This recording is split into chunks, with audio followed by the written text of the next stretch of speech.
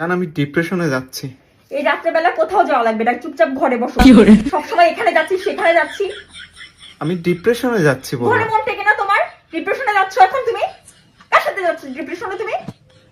চুপচাপ ঘরে বসো, নয়তো রাতের খাবার বন্ধ। একাই যাচ্ছি।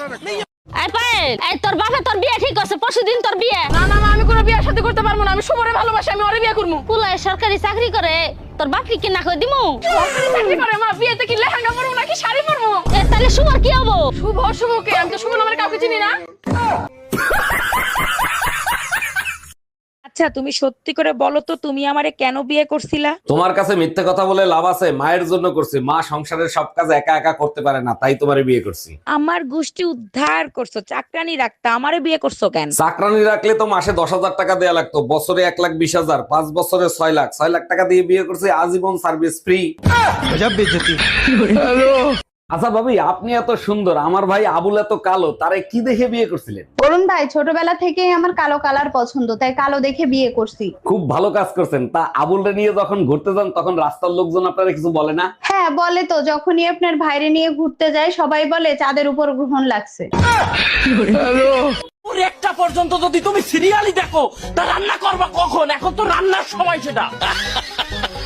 আমার রান্না করতে হইবে কেন? যে বাসায় আমার কোন বাসায় কাম দেবেন, এই সারে বউ থাকবে না, ওই ব্যবসা আমি করি। যে বাসায় বউ আছে সেই বাসায় আমার কামে দেবেন কে? রান্না বউ করতে পারবে না? আমারই যদি রান্না বাড়া লাগে তাহলে হে বউ দিয়ে হরে কি আমার বিয়ে করলি তো হয়? তার বউ কি প্যারালাইসিস হয়ে গেছে? আরে জামাই, তোমার ঘুম ভেঙে গেছে? যাও নাক মুখ ধুয়ে আসো, আমি তোমার জন্য গরম গরম ভাত নিয়ে আসি। আমাজান, আমি সিদ্ধান্ত নিয়েছি আজ থেকে আর শ্বশুর বাড়ির ভাত খাবো না। এলাকার লোকজন বলে আমি নাকি শ্বশুর বাড়ির অন্ন ধ্বংস করি। জামাই শুনে কলিজাটা জুড়াই গেল, তা কি করবা? কি সিদ্ধান্ত নিছো? আমাজান, আমি সিদ্ধান্ত নিয়েছি আজ থেকে শ্বশুর বাড়ির রুটি আর বিরিয়ানি খাবো। আচ্ছা ভাবি, শুনলাম রাতে গল্প কাহিনী না শুনলে নাকি আপনার ঘুম আসে না? জি অরুণ ভাই ঠিকই শুনছেন, ছোটবেলা থেকে মা গল্প কাহিনী শোনাতো আর আমি ঘুমিয়ে যেতাম। এখন তো আপনার বিয়ে হয়ে গেছে, এখন গল্প কাহিনী কে শুনে? আপনার শাশুড়ি? না অরুণ ভাই, গল্প কাহিনী আপনার ভাইই শোনায়, আমি শুধু জিজ্ঞেস করি আসতে এত রাত হলো কেন। ও চাচি, দেরি করো না, একটু দেরি করো না, তাড়াতাড়ি আমার সাথে আমাকে বাড়িতে চলো। কে তোর বাজাম কে? আরে আমার ভাইটা অসুস্থ গো, ও বমি করতে চাইতেছে না, ওরে বমি করানি দরকার। আমার কাছে কি বমি ট্যাবলেট আছে যে আমি গেলে বমি করব? আহা গো, এত কথা কাও কে? তোমার যে চেহারা, তোমার দেখলে ও বমি করে দিব গো। যখনই বাসায় আসো তখনই হিসেব নিকাশ করো। কিসের হিসাব নিকাশ করো তুমি? জানো মায়া, বিয়ের সময় 5 লাখ ছিল, এখন 50 লাখ হয়ে গেছে। জানো তো একটা সফল পুরুষের পিছনে নারীর হাত থাকে, তাই অর্ধেক আমারে দিবা। তাইলে এক কাজ করো, বাপের বাড়ি গিয়ে 25 লাখ নিয়ে আসো, আমি 50 লাখ দিই না। মা কোন তো এই পৃথিবীতে সব থেকে নিরীহ আর অবলা প্রাণী কোনটা? কে বৌমা? শাশুড়ি। অভিনয়।